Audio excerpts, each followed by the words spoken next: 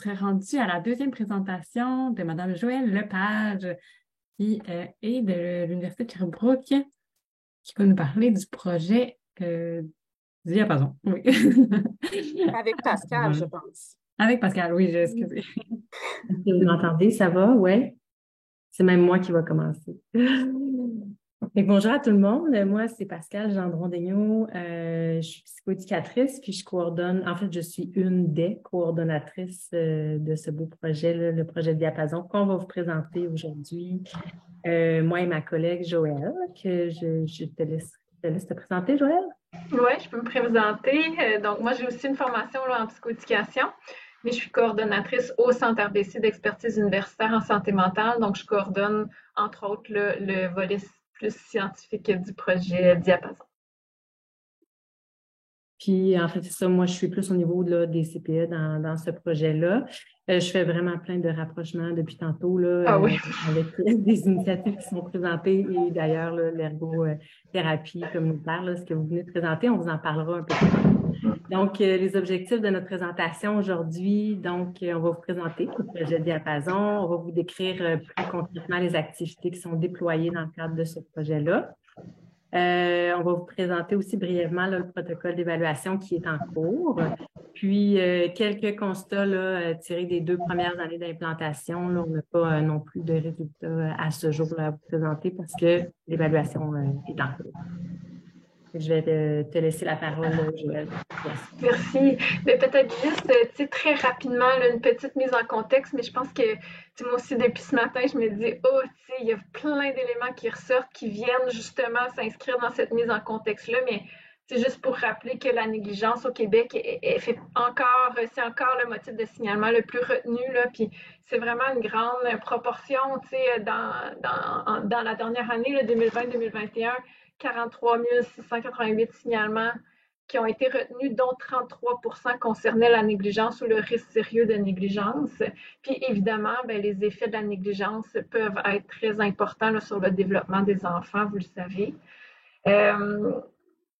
Puis on constatait, là, dans les dernières années, les ministères, entre autres, constataient que il y a plusieurs choses qui se déploient en lien avec la négligence, mais il y a peu d'actions qui sont dirigées directement vers les enfants. Donc, parfois, on agit auprès des parents, mais il y avait peu de choses qui étaient mises en place, qui étaient plus structurants, puis qui impliquaient les différents milieux impliqués là, auprès des enfants. Puis, une absence de langage commun. On en parle depuis le début, le partenariat, l'arrimage entre les services, c'est quelque chose qui revenait beaucoup dans les constats. C'est un peu de ça qui est découlé le projet Diapason.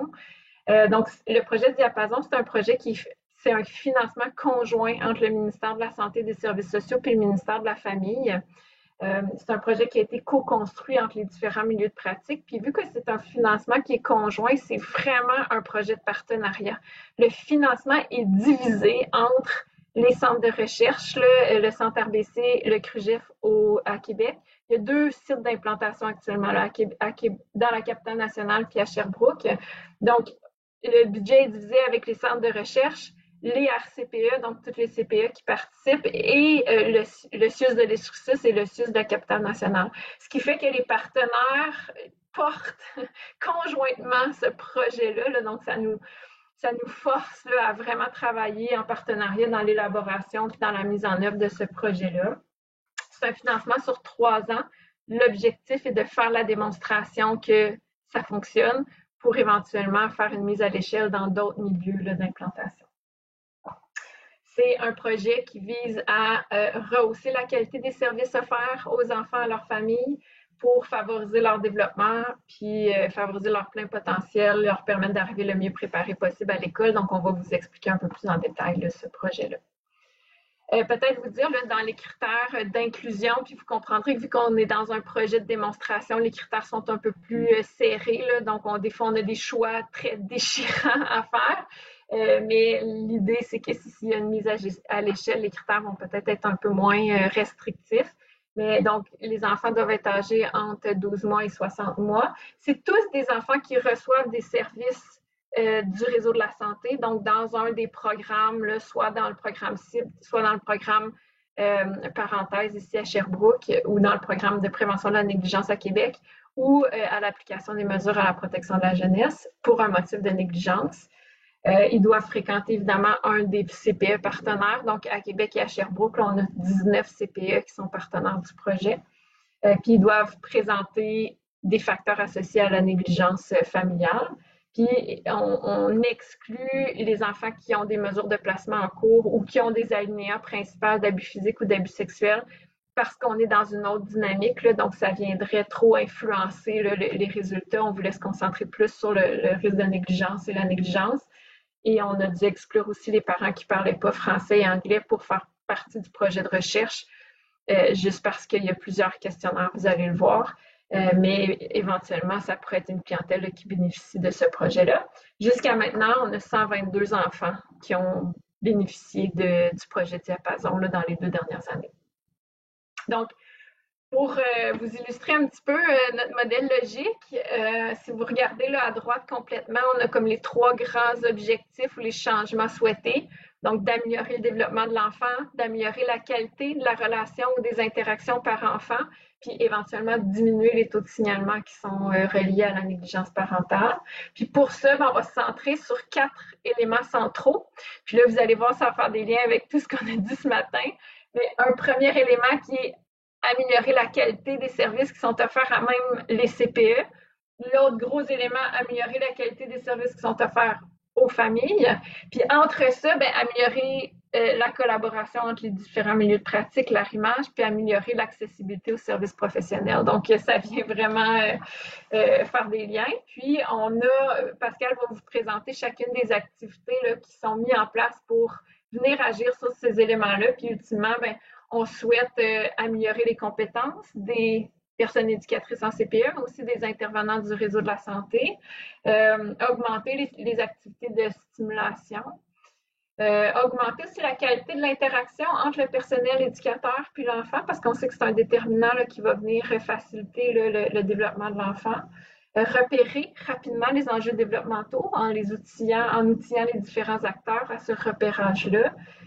Offrir des interventions cohérentes, rapides, concertées, puis améliorer les services offerts par les intervenants, je l'ai déjà dit. Donc, je laisse Pascal présenter plus en détail les activités qui sont faites à l'intérieur du projet. Merci, Joëlle. En fait, donc, dans le plus concret là, de ce projet-là, ce qui vise plus justement l'amélioration des compétences, autant au niveau du personnel éducateur que du personnel intervenant des CIUS. On a donc la formation qui est offerte. Donc, pour le personnel éducateur, on inclut aussi là, souvent les directions et agences là, de soutien pédagogique. Là, on essaie de vraiment tout le personnel là, du CPE. Des formations qui ont été offertes spécifiquement sur le lien d'attachement, sur la négligence. Par notre orthophoniste aussi, là, on a un atelier qui a été offert sur l'interaction, comment favoriser une meilleure interaction entre l'enfant et l'éducatrice. Puis, à venir, donc, une formation en ergothérapie, elle n'a pas été offerte encore parce que notre ergothérapeute dans le projet est arrivé un peu plus sur le tard. Le personnel intervenant des CIUS, ce qui est offert, c'est qu'il y a eu une présentation du programme éducatif là, Accueillir la petite enfance pour les intervenants là, du CIUS. Il y a la formation en intervention relationnelle, donc sur l'attachement, qui a été offerte, et aussi la formation sur la négligence. Au niveau de la diminution du ratio personnel-éducateur, là, ça c'est vraiment justement ce que Joëlle nommait l'amélioration de l'interaction entre l'éducatrice et l'enfant. Ce qu'on entend par diminution de ratio personnel-éducateur, en fait, c'est qu'on ajoute des ressources supplémentaires dans les groupes. Pour notre projet, nous, donc, c'est des personnes étudiantes, soit embauchées ou soit des stagiaires. Donc, l'objectif, c'est d'amener cette diminution du ratio. Plutôt que d'avoir une éducatrice pour 8 enfants, on peut avoir 2 personnes responsables, si on veut, pour 8 enfants. Puis il a été vraiment démontré, en fait, que cette mesure-là a un impact positif, là, tant au niveau de la qualité d'interaction entre l'éducatrice et l'enfant, parce qu'elle est plus disponible là, nécessairement, et donc sur le développement des enfants. Il y a, puis c'est ça, je l'ai pas nommé, là, mais ces étudiantes-là sont supervisées aussi. Puis, il y a des formations qui leur sont offertes aussi. Puis la fréquence varie. La fréquence varie de leur présence dans les groupes selon leurs possibilités et disponibilités. Ici, on arrive en fait à notre offre de soutien professionnel en CPE. Puis là, je vais quand même passer rapidement parce que c'est exactement ou vraiment directement en lien avec ce qui a été présenté par Audrey-Jeanne et Marilyn. Donc, c'est notre, on l'a pas, mais c'est notre pyramide là, qui est vraiment inspirée aussi de la réponse à l'intervention, où nous, en fait, dans le projet, on a une orthophoniste et une ergothérapeute du CIUS qui ont été engagés spécifiquement pour ce projet-là. Donc, ils sont uniquement dans les CPE pour offrir ce soutien-là. La psychoéducation, on l'a mis là parce que c'est vraiment par l'intermédiaire de nos stagiaires et étudiants qui sont intégrés dans les groupes pour la diminution du ratio. Donc, une mise à niveau universel pour notre palier 1, donc le transfert des connaissances, où ensuite, on arrive à notre palier 2 et on réitère, si on veut, les connaissances qui ont été mises de l'avant. Notre palier 2, c'est vraiment notre majeur là, au niveau du soutien professionnel. Donc, ça va être vraiment le soutien dans l'acquisition, le transfert des habiletés qui vont vraiment viser à une stimulation optimale du développement des enfants.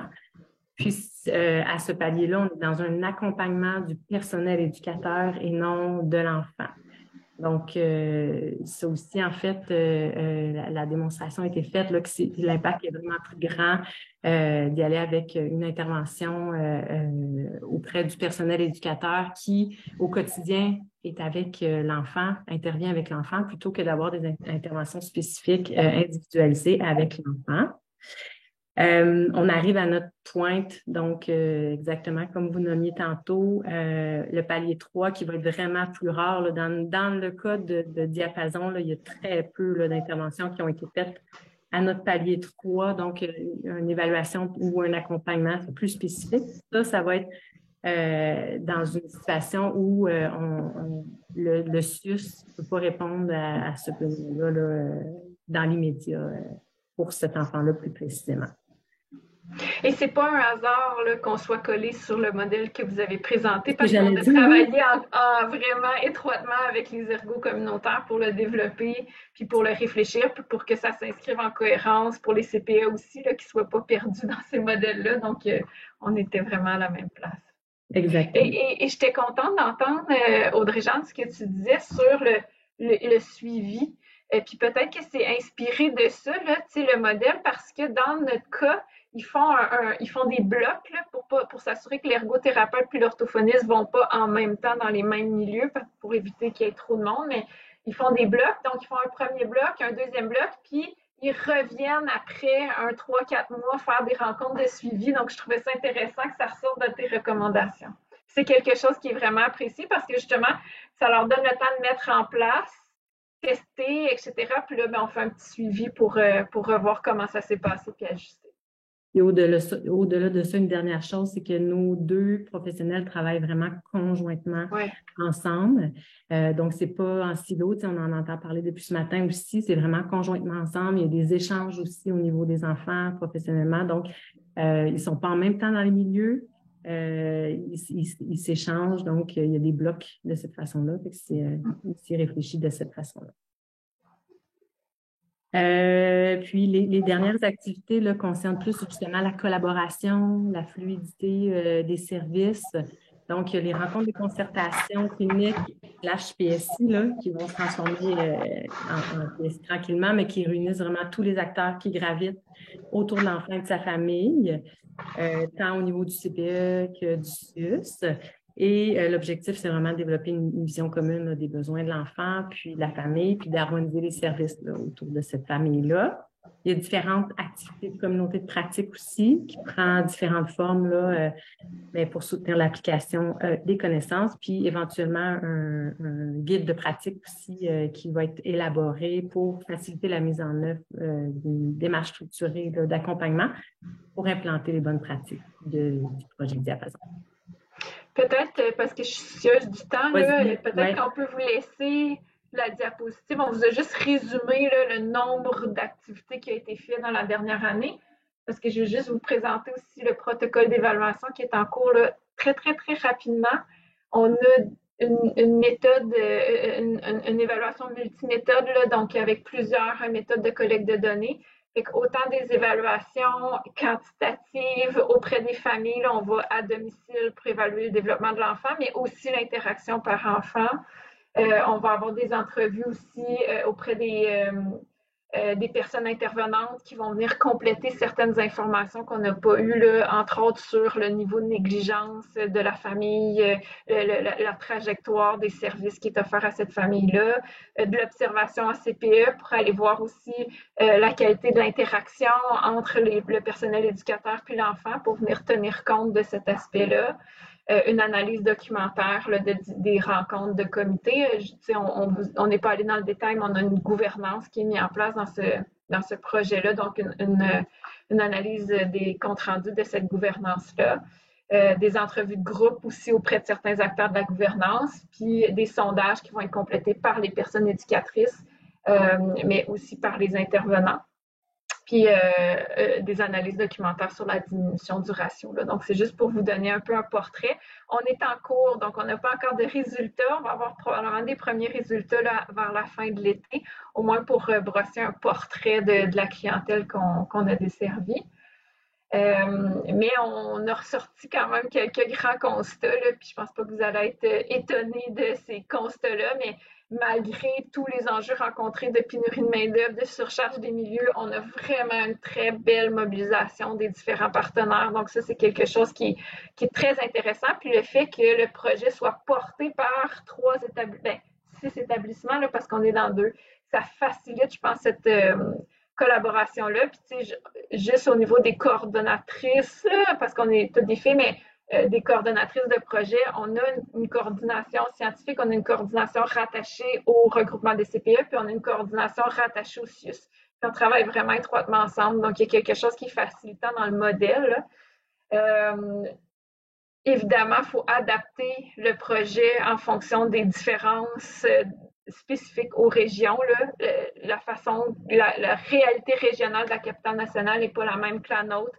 Donc, ça nécessite d'ajuster certains éléments. Ça nécessite aussi de tenir compte des enjeux contextuels, là, la surcharge, la pénurie de main-d'œuvre, etc. Donc, on a ajusté certaines formations pour que ça puisse rentrer. Il faut dire aussi qu'il y a un budget pour libérer les éducatrices. Donc, il y a vraiment des choses qu'on a dû réfléchir là, pour pallier un peu à ces enjeux contextuels-là.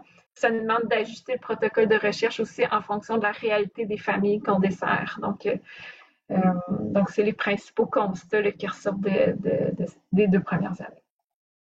Voilà, les références avec un merci. Donc, je ne sais pas si vous avez des questions.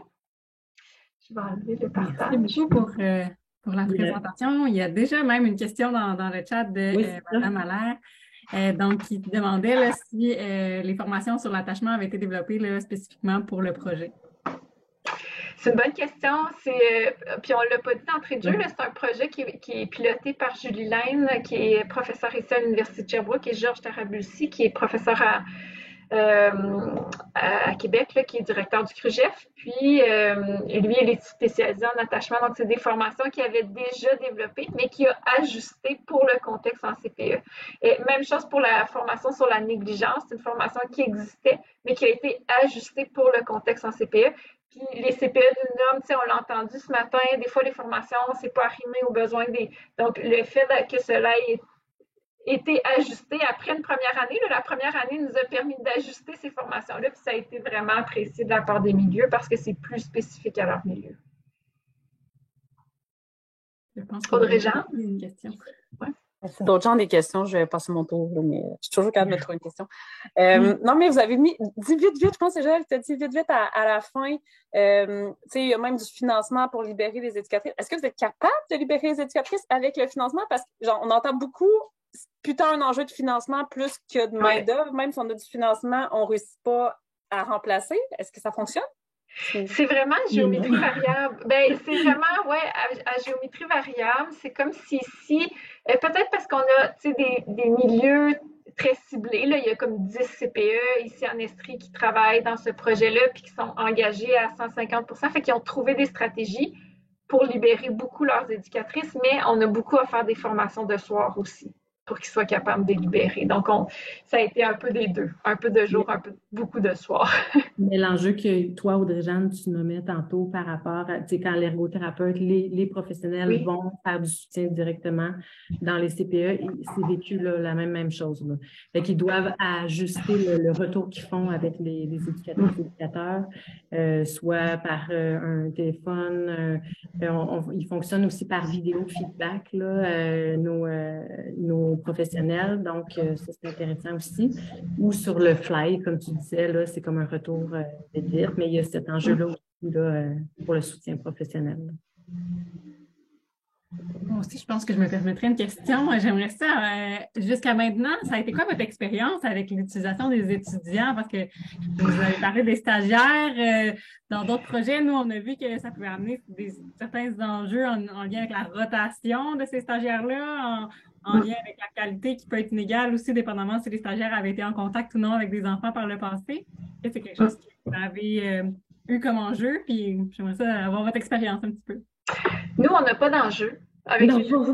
C'est pas vrai. C'est vraiment des enjeux importants. C'est vraiment des enjeux importants parce que c'est très aussi à géométrie variable d'une région à l'autre. Donc, ici, en Estrie, il n'y a pas de stages qui nous ont permis d'intégrer des stagiaires. Le stage en psychoéducation ne permettait pas ça de la façon qui était montée. Par contre, à Québec, ils ont un stage en psychoéducation 3 jours par semaine pour toute l'année, puis ils peuvent les intégrer à même les CPE. Donc, pour eux, c'est un modèle qui était facilitant, mais il y a des enjeux de répondre aux objectifs de stage en même temps que répondre aux objectifs du projet. Donc, ça amène une certaine complexité, mais au niveau du modèle, c'était plus facile. Ici, c'était impossible.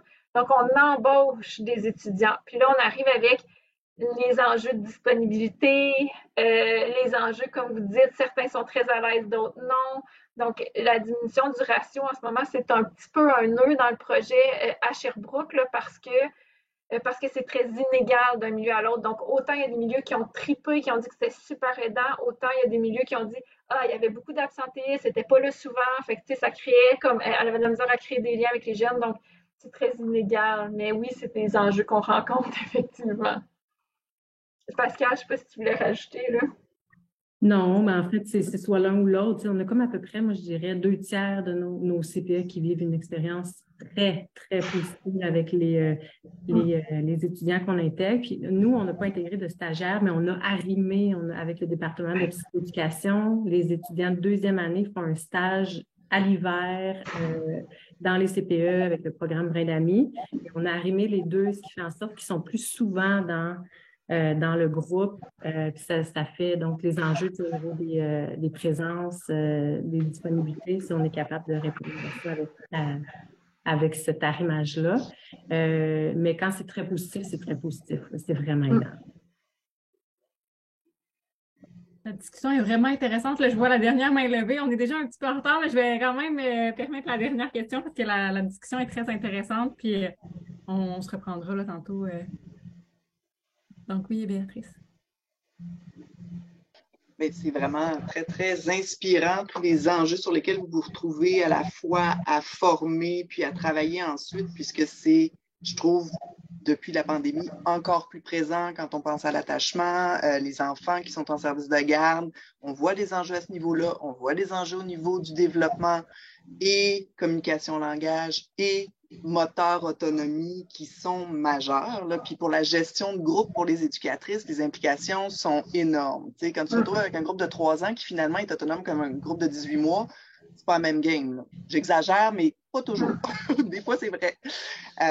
Fait que tu sais, je serais curieuse de à la fois pouvoir rentrer en contact, peut-être plus spécifiquement pour aller un peu plus loin, faire des parallèles avec ce sur quoi différentes intervenantes à Montréal travaillent. Puis, avez-vous eu l'occasion, parce que vous parlez de CPE, avez-vous eu l'occasion de faire ce travail-là également avec d'autres types de services de garde, que ce soit halte garderie communautaire, que ce soit milieux familiaux, que ce soit garderie privée? Non, c'est ça. C'est comme si ce projet de démonstration-là était vraiment en CPE. C'est pour ça que les critères sont un peu rigides, là, parce qu'on est dans une démonstration de 3 ans, mais l'idée serait d'élargir éventuellement. Mais là, il faut que les ministères suivent puis décident de faire une mise à l'échelle. Mais pour l'instant, on